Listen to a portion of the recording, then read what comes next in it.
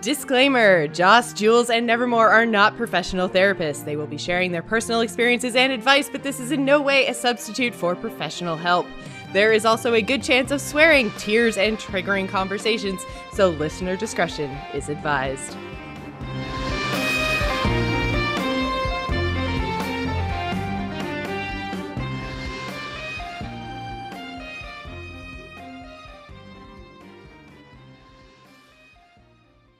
Hello, everyone, and welcome to Slaying Demons, a podcast about facing your fears in life and being the best version of yourself. I'm your host, Jocelyn, and joining me, as always, is my wonderful co-host, Jules. Hello, Jules.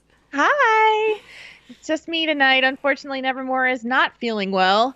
And she's been sick for like 5 days. She has. She's been sick for a really long time. So we send out all of our thoughts and hugs and love to Nevermore and hope she gets well very, very soon. But yeah, it's just the two of us tonight. So we originally were going to do our dream episode tonight, but then the events of last week and then over the past weekend, we thought that it might actually be a better conversation if Jules and I sat down and kind of talked a little bit about what's going on in the world and how to deal with how that makes us feel, because there is a lot of anger and fear and anxiety that is kind of being created by the news cycle right now. And originally, I thought this show, when we first talked about maybe not doing the dream episode, I thought the show was going to be much more about the whole idea of going to nuclear war with North Korea.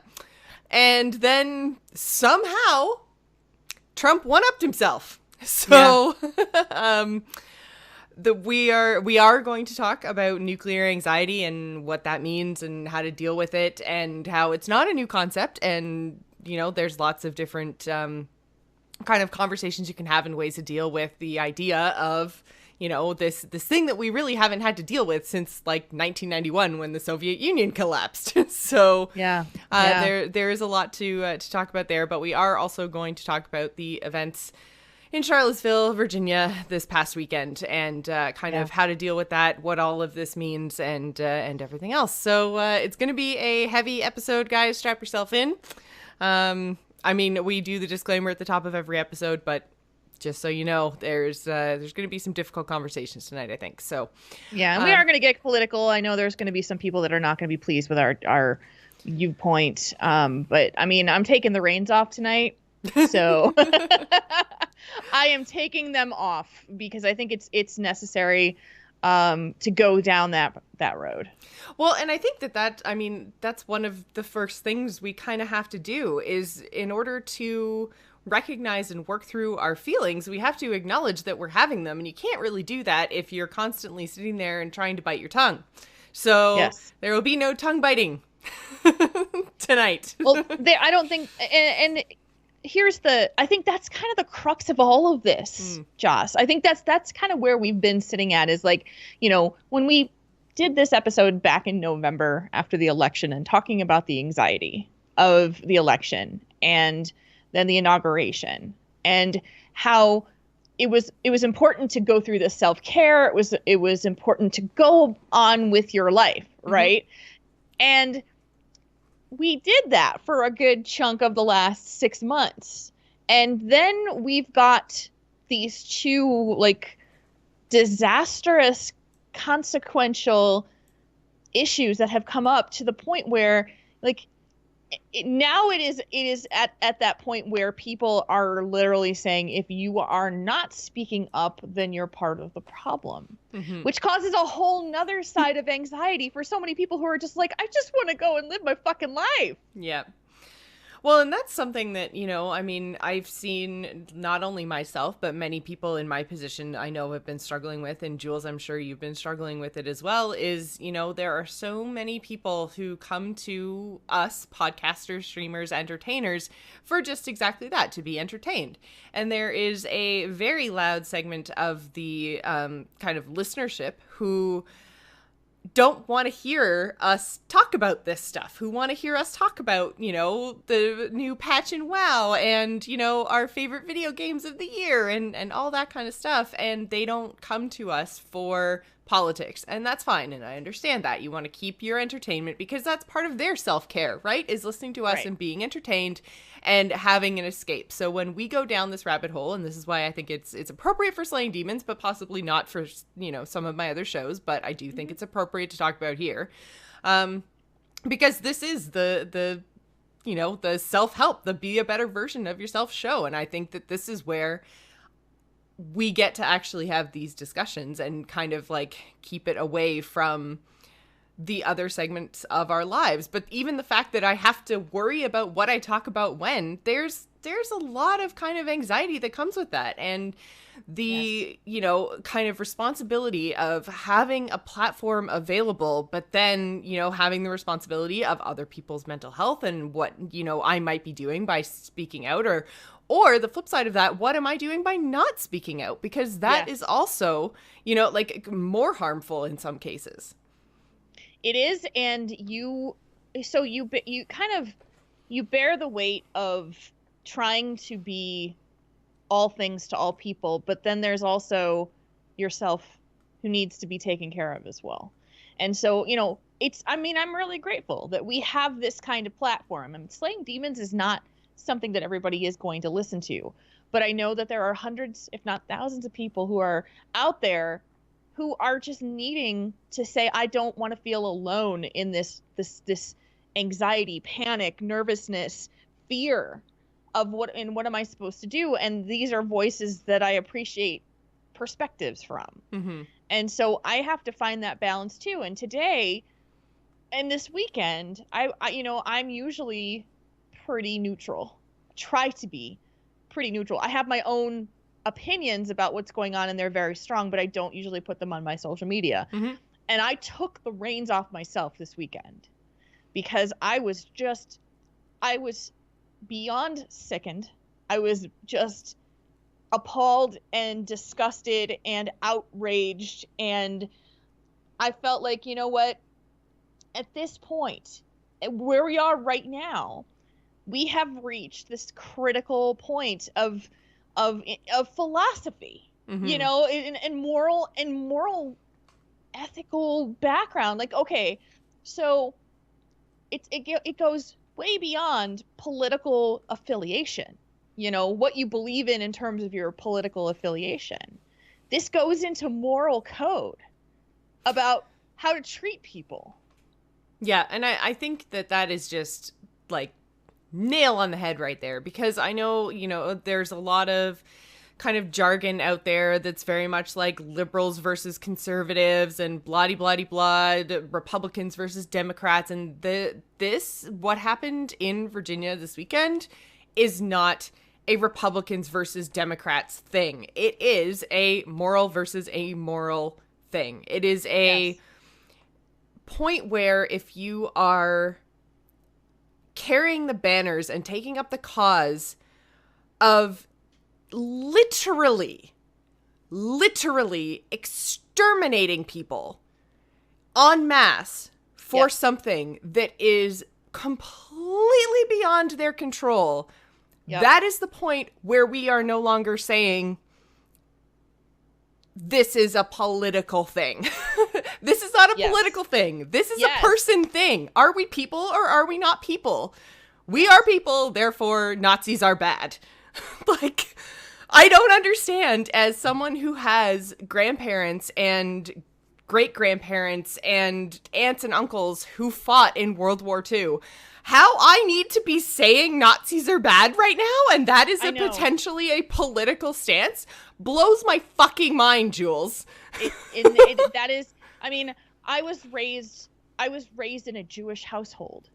I was educated at length about the Holocaust and the persecution of being a Jew, being gay, being black, you know, all of those things that you learn in school.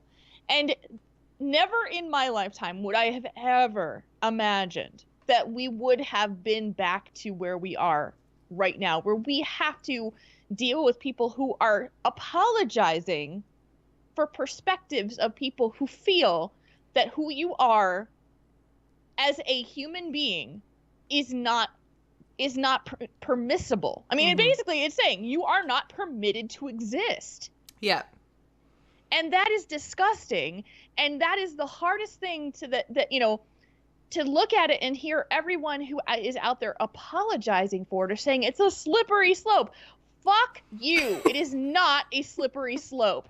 If you think that anybody in this world is not worthy to exist because of what they were birthed to be, that is wrong. Sorry, it's just wrong. You know, let's equate the same thing, and I was thinking about this the other day. Put the same terminology to a pedophile. Okay? Do we have any apologists out there for pedophiles? For people who say it's a slippery slope that someone wants to have sex with a child? No. And that is the same. I mean, it is don't you think so? That it's equated to that level of abhorrent behavior. Yes, yeah. And so, you know, but what we have done to ourselves as a nation, and what our president has perpetuated, is that there is a constant stream of living in your own reality, creating an alternate reality to what is really happening, you know, and to the point of saying the Holocaust didn't exist. That didn't happen. Well, and this is like, some of this stuff is what I'm finding so crazy and so hard to wrap my head around. Like, I remember 10, 15 years ago, I remember, you know, sitting in elementary school and high school in my history classes and everything else. And, you know, they would talk and mention the fact that, you know, people do exist who are Holocaust deniers. And like, everyone was like, what? Like, really? Like, yes. No way. And that was such a crazy foreign idea and concept, that there are people out there that, you know, like, don't understand the events of World War II, or don't believe in the events of World War II. And I don't know, it just, it really, really blows my mind that this is currently happening again. And I think that that's why it can be so hard to deal with, is because it's so, for a lot of us, that imagery is shocking. Yeah, like you don't know what to do with it. Exactly. You don't necessarily possess the tools required to deal with what is happening, because it's something that you never thought would happen. Which, again, I'm gonna bring it back to the whole nuclear anxiety idea and the whole, like, Trump might blow up North Korea. It's one of those things where, you know, a few years ago, you could never actually think that this would happen. You would never think that Nazis would have a platform in the United States of America. You would not think that there is a chance that, you know, your best friend who lives in San Francisco could be exploded by a nuclear warhead. These are not the things that we are equipped to deal with, because they're things that we never thought would happen. And yet somehow here we are. And what do we do now? How do we handle it? And so I was listening to an episode of Invisibilia, which is an NPR podcast, and it was about reality. And the whole concept of Invisibilia is about the mind and the way that we think. And so go with me quickly, I mean, with the story, and don't lose. I'm gonna lose you for just a second, because you're just gonna be like, "What the fuck are you trying to say?" But okay, it really does have stick with you. All right, okay, yeah, stick with me on this. So the story is about a guy who is he has a sanctuary for bears in northern Minnesota, and he believes that black bears, are these like tame, calm, like, you know, gentle beasts, to the point where he has demonstrated feeding them by hand and had people like come to his place to meet and interact with these bears. Okay. And the people who lived around him thought that he was crazy and that this was a danger to them because these bears were expecting that they would be fed by all humans and that it was a danger to them, their families, and they were scared. The guy is saying, you know, you're all just, you're hysterical because you've been fed all of this propaganda in your brain about how bears are dangerous, but I can prove to you that bears are not dangerous. And the hysteria, if you will, for people who are afraid, got so much that they called the Department of Natural Resources and had one of the bears removed. It turned out to be this major tragedy, and the bear died. And it was like people blaming each other on both sides. And the question that they asked was, who was right? And the guy who believed that the bears were tame and gentle said, I still believe that the bears that they are gentle creatures and that these people are hysterical in the ways that they think. But I know that that's what they believe. And for their safety and their comfort, I respect them, and I'm not going to continue to push them out of their comfort zone. And what it came down to with this entire discussion was the level of compromise that has to come when there is extremist views on both sides. That people have to be able to hear the other side and be able to come together to a consensus or a compromise that maybe doesn't make them the happiest person in the world, but respects their fellow human being. Mm-hmm. And when you think about what happened in Charlottesville, there were people who were coming in and people who were singing, like church groups coming in to sing to drown out the Nazi chanting that was going on. They were singing. And that is violent behavior. Like that, you know, the reality is so skewed. There's no compromise on one side where it's saying standing as a Nazi, as a white supremacist saying, I am right and my way is the only way. And it is the hardest, like, it's the hardest thing to wrap your head around when you realize that there is no way to reach these people other than to shame them. That's the only way. And I think that is what makes events like this so difficult for us to deal with. I talked about the shocking imagery. One of the, like, these views are not new. The KKK has been active in the States for a very, very long time. Centuries. But they hid until now. Mm-hmm. There was not a single person at that rally who felt they needed to hide their identity. Until it was over. Until it was over, which is a good thing, I think. And maybe one of the positive things that we need to focus on is that people are coming together and saying this is not okay. Employers, you know, service providers, parents, yeah, friends, family, and which leads me into my next point about actually coming out and saying something. And picking a side and saying, I am not okay with your crazy Nazi views.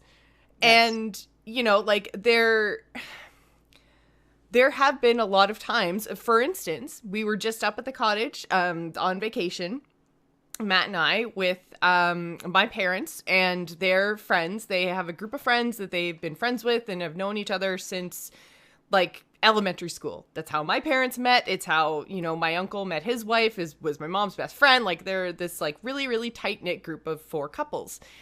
And so they were all up at the cottage, and we were sitting there, like, we, you know, told them we bought our house. We were really excited. We were, like, you know, sharing news and conversations and stuff about current events. And, of course, shit like this comes up. And my uncle starts talking about just ridiculous, and to be 100% honest with you, I can't even remember exactly what he was saying, but the only thing that I could actually get out of my mouth, because he is still my uncle, and, you know, these are all my parents' friends, I just, like, turned to him and just said, okay, like, your redneck is showing right now. Stop it. Like, yeah. and like, everyone kind of, like, laughed and changed the subject and stuff, and even now, I'm sitting here thinking, like, I had this whole thing, like, I was rethinking everything going on in my head just last night. I was thinking about everything. And this instance came back to my mind, and I was just like, oh my God, I have, like, a freaking, like, 5-minute speech in my head right now that I wish that I had said to him, instead of just, like, the kind of slap on the wrist little bit of shaming, because, you know, like, he's a middle-aged, well, retired now white dude who, you know, the thing that drives me absolutely insane is that, you know, he did things that if he had been a woman or if he had been black, he would not have the life he has now.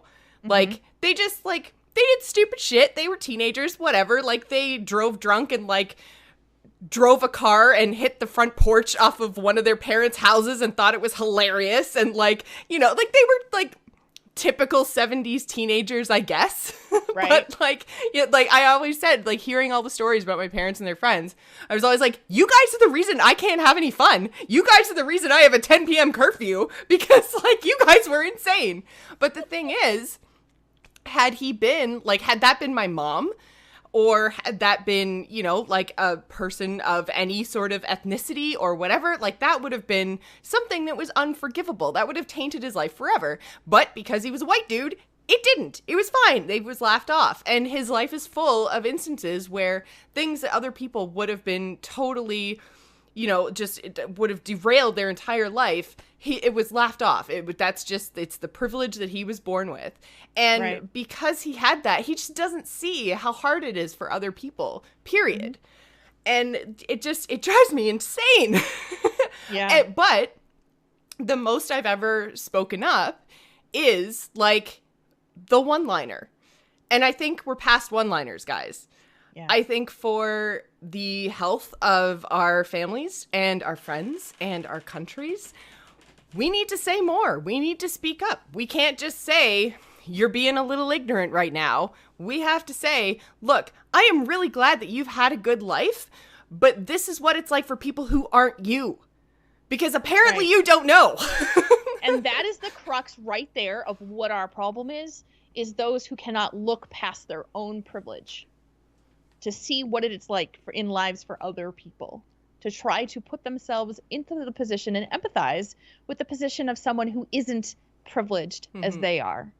And so, and, you know, where it gets to this point is a whole nother beast, you know, where this angry white male, like, anarchy thing comes from is a whole nother beast. But it's a sickness. I mean, they are mentally ill at this point because they do not have morality in their head to think that, I mean, the message is clear. If you are not me, then you are not equal. Well, and the point of the Charlottesville rallies, and what was made very, very clear in multiple interviews with multiple organizers, is that it's not even that you're not equal. It's that you do not deserve to live. And right. That is the difference. That is the line. That is the point where you are, according to the Supreme Court, no longer protected under your right to free speech, because that is inciting violence, and that is no longer free speech. That mm-hmm. is where we, as a moral society, have drawn the line. And I think that's absolutely where the line should be. Yeah. Once you come to a point where you are calling for the extermination of other human beings, you do not anymore get the right to that free speech. That is not protected. And this is not some crazy, newfangled leftist ideal. Like, this isn't a Supreme Court decision that was handed down, like, 2 years ago. This is the way it's been for a very long time, because this is what we as a society have decided, the standard that we want to hold ourselves to. And that standard is just say no to Nazis. You pick up the phone and you call the airport and throw in a bomb threat, you will be arrested if they catch you. You call a school and call in a bomb threat, you will be arrested. you call a Jewish community center and threaten their bomb with a bomb, you're going to be arrested. That is you using your speech, and that is not free speech. You will be arrested because you are threatening the lives of other people. And that, you know, think of it in those terms. And that's where it comes down to. If you say to someone, I want you, I leave this country, I hope you die, you know, kill all Jews, which is what a Nazi would say, has said, is saying, then yeah. And the whole free speech thing is so interesting because it's like this, you know, I can say whatever I want. Yes, you can, but you will have consequences for anything you say. And that's where the disconnect comes in. Yeah. It's like, sure, say you're a Nazi, stand there, get your picture taken holding a fucking tiki torch, but then your employer can say, you are no longer welcome here because you're a Nazi, and they go, no, free speech. No, that's not how it works. You can't just go sauntering back home and expect everything to be fine.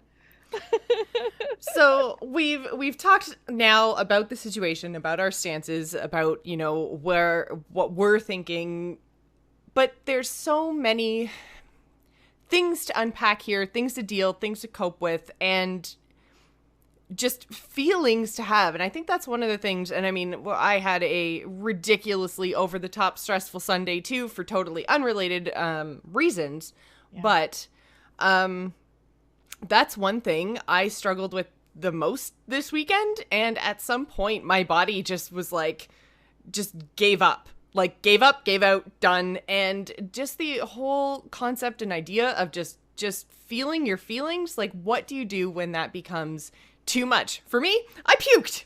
I don't even think I've told Matt this yet, but when they got him into the ambulance and closed the door behind him, I went downstairs and I threw up. Tell the story of what happened, since you've talked about Matt and talked about hospital. Tell the story what happened. So basically what happened was Sunday morning, Matt woke up, went and had breakfast. Our roommates were upstairs with him, and he said he wasn't feeling well. He was feeling sick to his stomach. And then he stood up and started walking towards the stairs, and then turned back to them and just said, I think I'm going to blah, blah, blah, blah. The rest of his sentence was lost because he passed out. Went down. And so he passed out, and then he sat up, and then he passed out again. And so I was woken up by my roommate screaming for me to call 911 because Matt was unresponsive. And so we got him, the paramedics came, they did a whole bunch of tests, they got him in the ambulance, took him to the hospital. We were only at the hospital, thankfully, for, 2-3 hours, I guess. Everything was really, really quick. And the thing that is the hardest thing for me to deal with is they didn't diagnose him with anything. They can't find anything wrong.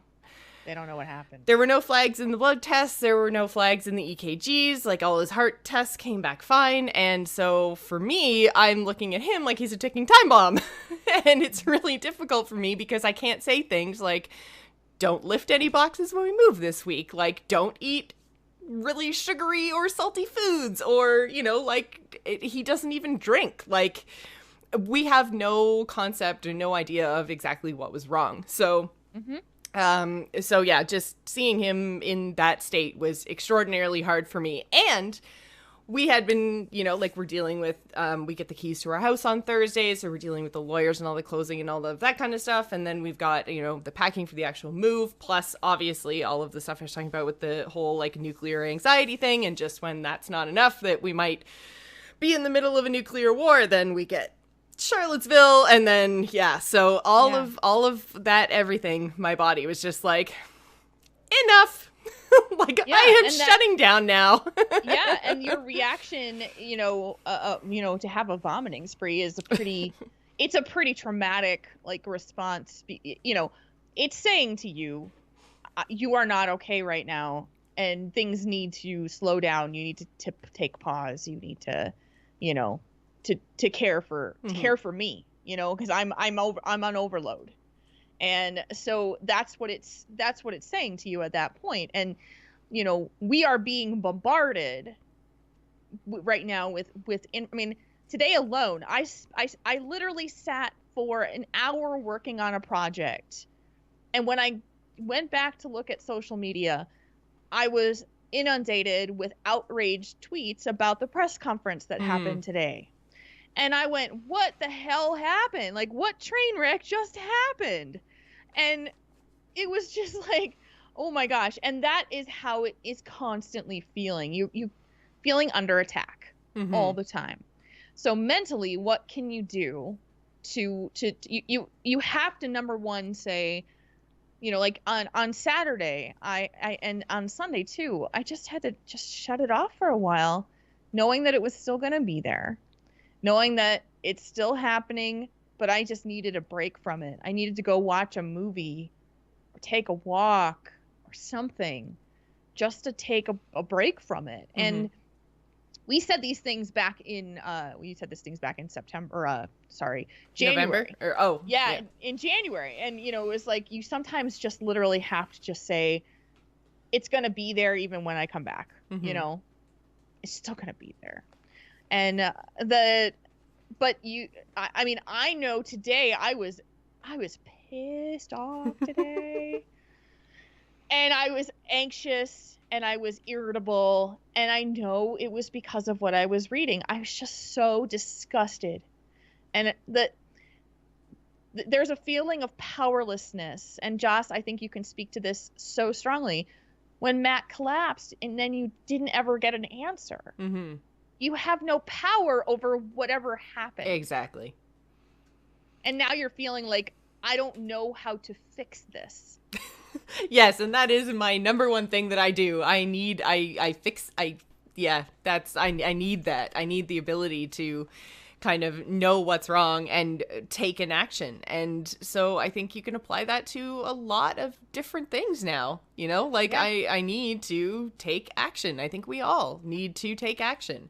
And that action can take a whole bunch of different forms, right? Like, I mean, there's a lot of different things that you can do. You can donate to charities. You can donate your time by volunteering. You can protest yourself. You can, you know, do a whole bunch of different things. You can talk to your friends and family members. Like, you can also practice, and we've said this a billion times on the show, you can also practice self-care. But I also wanted to say, because I've seen a lot of people who have been kind of talking about self-care and what it is that they do to take care of themselves. And there is one trend that I have noticed, and that is isolation. And I think that if we're into slippery slopes, I think that is one of the things that you do also need to be careful, is make sure that you aren't isolating yourself. Because if you're by yourself, that's probably good for a time to kind of get your thoughts together. But you also have to remember that then the only voice that you're hearing is your own. And I wish Nevermore was here because I feel like she could speak to this quite well as well. Both she and I suffer from crazy intense disaster thinking. Like I said to Matt when he got home from work today, I was like, I showed so much restraint by not texting you or calling you today to make sure that you didn't pass out and drive your car off the road. But that's what I was picturing for the whole hour that I knew you were driving into work today. Like Nevermore and I are, you know, excellent disaster thinkers. Yeah. Yeah, and she was talking about it this weekend about how her disaster thinking got so bad that she had to cry it out and just speak the words to Ben. Well, and see, this is key. She needed to stop isolating herself.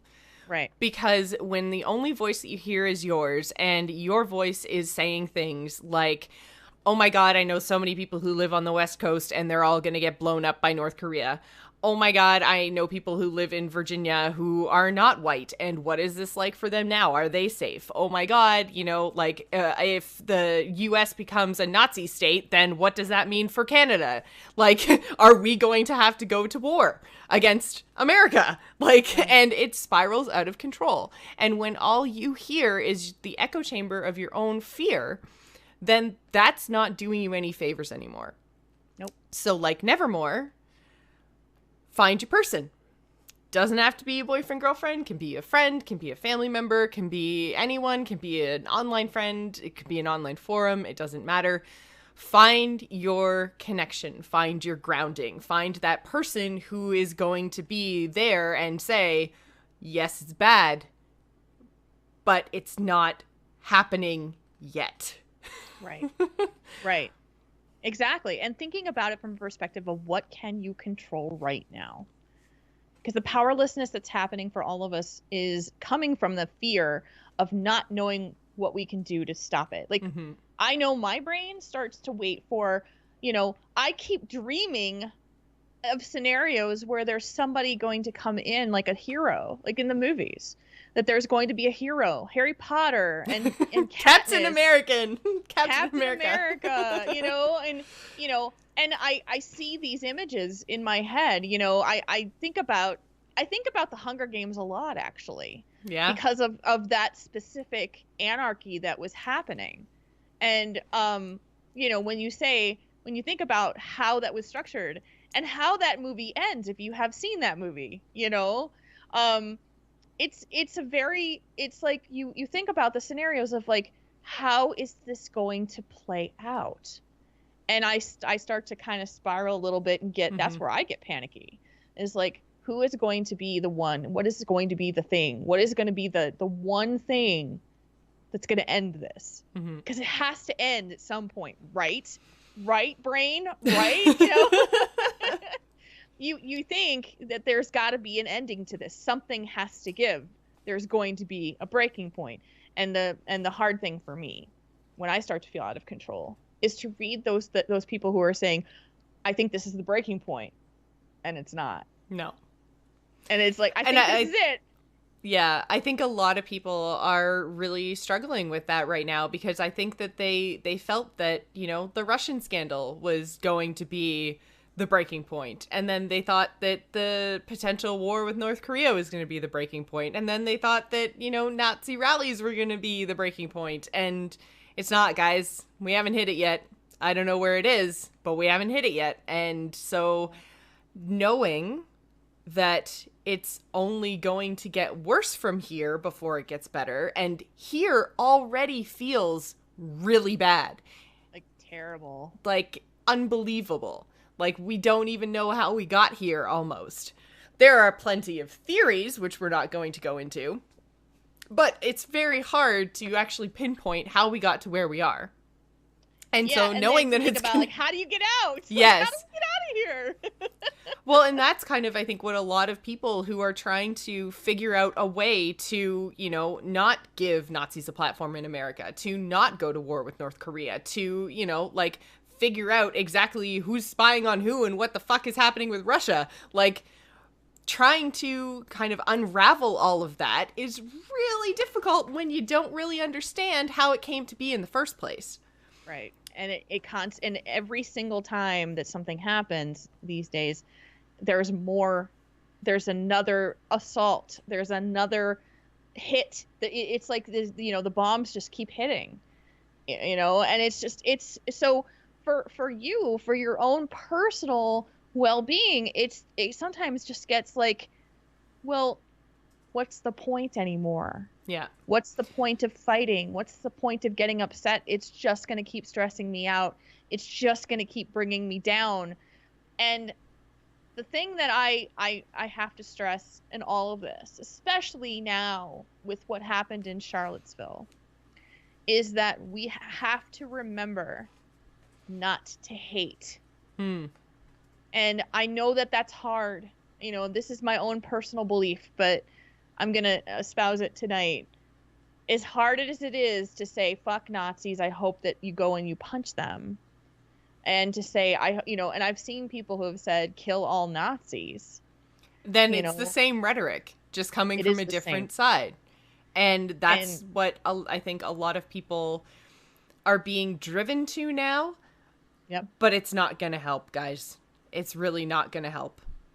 And that's the thing, is like, it's so hard. I get the anger. I get the boiling, passionate anger that's happening, because it's happening to me. And I have to keep reminding myself that if I keep hating, then I'm nothing better than they are. And the only way that we're going to get out of this is to give our voices the resounding majority to say what you are and what you are saying is not acceptable in our society, because they're saying the same thing. Mm-hmm. What you are and who you are is not acceptable in my society. And that is not the rules of the way that America was formed. So, and that's not the rules of how the world lives, you know? So it happening in our own country, it should outrage you. It should make you mad. It should make you boilingly angry. But hating is not going to fix this. It's not. And so that's the slippery slope. Mm-hmm. It's not about what's being said, like, but I do say, take a side and stand by it and say, this is not okay. Because literally the only thing that gets to Trump at all is to embarrass him. It's the only thing that gets him upset is when he gets embarrassed. Mm-hmm. And that is the same thing that happens to any white supremacist or any neo-Nazi or anybody who is racist, is if you make them feel shame, then it will change. They will listen. They get mad, but they listen. So that's my personal feeling on it, is just, you know, to try to curb the hatred and not be the problem. Yeah. I'm off my soapbox. Because this is so hard. There's no good answer to being okay with this. There isn't. Like, you can't be okay with this. Yep. I don't want to keep saying the same things over and over, but yeah, no, I agree with you, Jules, and I don't really know what else there is to say on those topics. I think lean on those that you love. Yeah. And don't be afraid to ask for help. You know, don't be afraid to talk about how you feel. Don't be afraid to express your fear, your sadness. You know, express it. Talk to those, because communication is going to get that moving, you know, to get those feelings together, to bond you with the people that you love too. You know, it's just, we need to stand together and help each other, because it's never going to get better if we suffer in silence. That's very true. Being scared and being alone, as you said earlier. We are not alone. And those of us, you know, if you're listening to Slaying Demons, you're here because you don't want to feel alone in how you think and how you feel. Mm-hmm. And that is, you know, if it takes a podcaster to say it, if it takes a friend or a family member to say it, just know that you're not alone. And we're stronger together than we are apart. Which is a good time to remind you guys that if you do need someone to talk to, if you do wish to reach out to Jules, myself, Nevermore, or the rest of the community, the best way to find everybody is over at discord.gg/JossPlays. There are 2 different channels with which to have your conversations. There is a PG version and there is an R-rated version. So depending on what it is you need to talk about, there is definitely a place for you to do that. And I mean, as we've said multiple times off the top of the show, the things that we talked about today, the idea of, you know, fear and terrorism and anxiety and speaking up and self-care and all of that, guys, it's not political. Yeah, Trump shit the bed in the way he handled it, but we're not saying boo Republicans. We're not saying yay Democrats. If you have alternate political views, but you need someone to talk to, there's a lot of people in there to talk to who will listen. So we just want to be very, very clear about that no one, regardless of what side of the political spectrum you are on, we're not going to shut you out, guys. If you need someone to talk to, there are a lot of people, I am sure, who fall on the Republican side of things, who cannot believe what is happening right now. Absolutely. Who can't believe that it got this bad, who don't know, who are regretting their choices, who are, you know, all the rest of it. There's a lot of anger. There's a lot of hate. There's a lot of disbelief going on right now. And the best way is for both sides to talk it out, have dialogue, agree, and help to heal, really. Yeah, it's true. Yeah, it's true. And, you know, I know there's a lot of people, especially people who voted for Donald Trump and who did so because they believed in certain things. Maybe they weren't, maybe, I don't necessarily agree that every Trump supporter is evil. There's two sides to that story. Well, that comes back to the hate again, right? Like, exactly. You can't just say, or it's not, you obviously can just say, yes, all Trump supporters are evil, but that's not helping anything. That goes back to blindly hating is not actually going to further the cause of healing the nation or the world, really, because I'm, spoiler alert, not part of your nation, but still, like, there is some serious rhetoric and some serious healing that needs to happen. Like, it's just, it's extreme.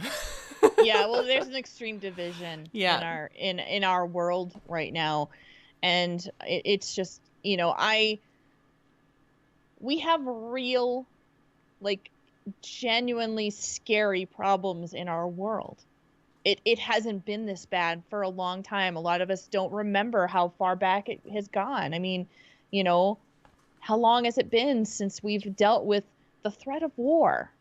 Or, and well, and I mean, like, and not even just necessarily the threat of war. Canada and the US have been for a very long time, since, like, our countries were formed by war, basically. We haven't really had too much threat. We don't live in Europe. We don't have trenches dug in our backyard and bullets flying through our windows and, like, air raid sirens going off every night. Right. So we haven't had to think about the idea of our two countries going to war against each other or somebody actually bombing our coastal cities. Right. But these are ideas that we have to start to try to think about, and we need to find a way to make those things not happen. And if we don't have a dialogue, if all we're doing is screaming hateful things across the floor to the other side, then someone's going to get blown up. Yeah. I mean, the last time that this feeling was existing was in 2001, or sorry, 2000, or it was in 2003 with 9/11. And because in that case, we were the ones who were being threatened. We were the ones, our cities and our planes and our people were being threatened by a force that hated us so much that they wanted to kill thousands of us because they hated us that much. And so now we're in a position in this situation where it's happening again, but those who lead us are leading us where we don't want to go. Like, we don't want to go there. We don't want to fight. I don't want to go to there. I don't want you to piss him off. Like, don't do that. There's no reason for you to do this.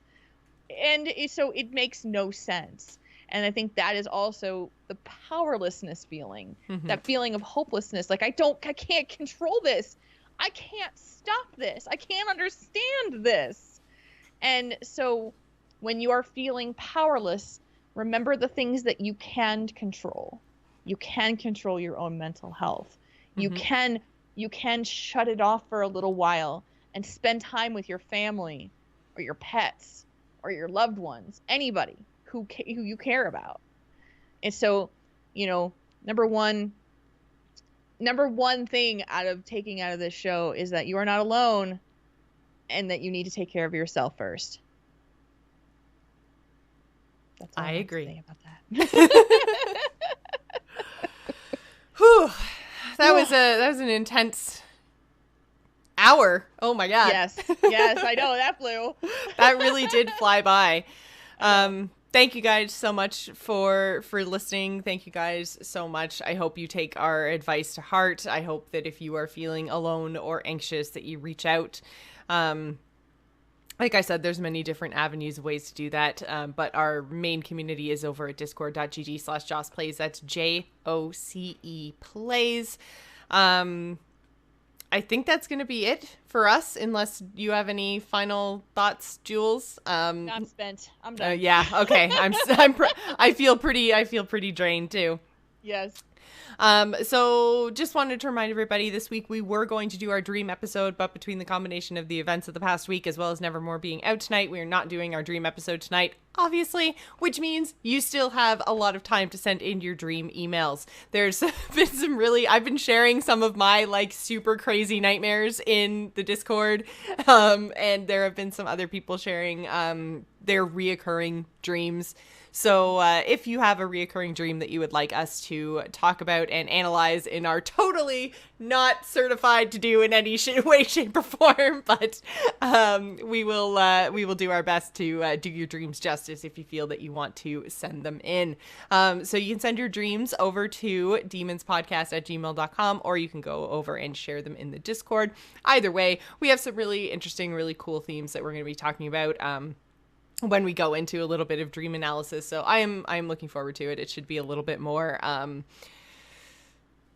light-hearted, maybe, hopefully, than this last episode. But yeah, I think it's definitely going to have some heavier themes, but I think it's going to be an interesting look at it from a perspective that a lot of us haven't done before. Yeah. So yeah, it should be a really interesting conversation. So that will be in 2 weeks' time, because again, we have moved to a bi-weekly show. So next week on August 22nd, we will be streaming some Heroes, which will be super fun. And by the way, Jules, I don't know how you've been feeling about it, but I am loving this alternating between like the show and then the fun hero streams with you guys. I've been very much enjoying the kind of throwback to ladies' night and spending some time with you guys in a gaming kind of a way, because I mean, like, we are all three of us so busy. It's really nice to have the time set aside to get some gaming in. So next week on August 22nd will be a hero stream, unless there's something else out that we want to play. I mean, it doesn't have to be Heroes. I don't know why, dude, but I am super obsessed with Heroes right now. I have been for the last pretty much since I think the 2.0 update, actually. I've just been playing the crap out of it. I wonder if it's the XP system, because I feel like I'm actually progressing.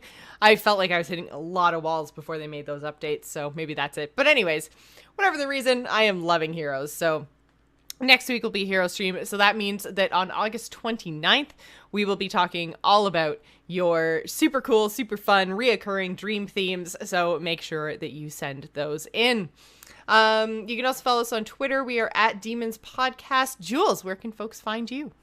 You can find me on Twitter at JulesRPG. You can find my other show. It's Tauren Think Tank. That records Thursdays at 8 o'clock Central at twitch.tv/Tauren Think Tank. And this week we are doing an episode with a special guest talking about weight gain from medication and the impact that it has on your mental health.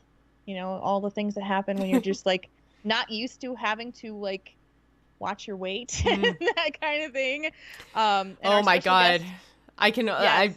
I have put on so much weight since Nerdtacular, dude. Like, I've almost put it, like, the batteries in my scale are dead, and I'm really, really glad, because I can't actually verify it, but all my clothes are tight again. I have not been watching what I've been eating.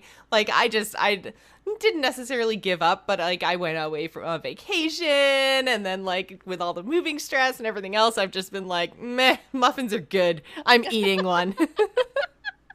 Well, if you want to check it out, our guest is Nicole Duquesne from Heroes of Fitness. She is my personal trainer, one of my 2 personal trainers as well. So, nice. Yeah. So, and she's like the nicest human being ever. So you'll definitely enjoy that show, guys. Check it out on Thursday. What time on Thursday? 8 o'clock Central, so 9 o'clock Eastern. 9 o'clock Eastern. Perfect.